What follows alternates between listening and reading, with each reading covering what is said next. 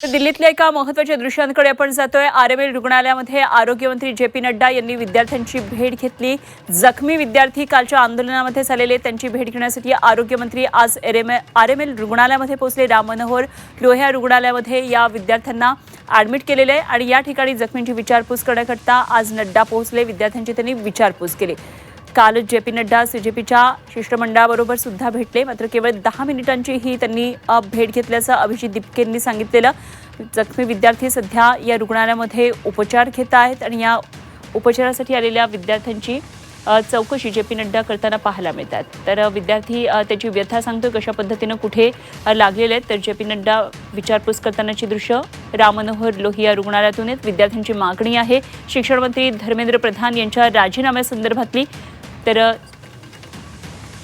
या मागणीवर हे सगळे विद्यार्थी ठाम आहेत। त्यामुळे आता काय नेमकी या संदर्भात सरकारची भूमिका असणारे पुढच्या काळात बघणं अत्यंत महत्त्वाचं ठरणार आहे। कालच मोठा लाठीचार्ज, एक अभूतपूर्व परिस्थिती आपल्याला संसद भवनाच्या रस्त्यावर पाहायला मिळालेली होती। तर जे.पी. नड्डा या विद्यार्थ्यांच्या चौकशीसाठी आज राम मनोहर लोहिया रुग्णालयामध्ये पोहोचले।